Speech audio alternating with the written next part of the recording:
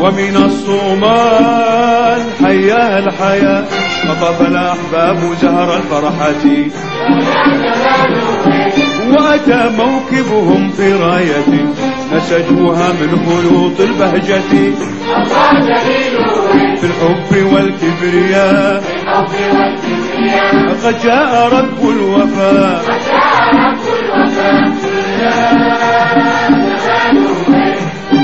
يقوده الشوق حتى أمسى بأحلى سماء يقوده الشوق حتى أمسى بأحلى سماء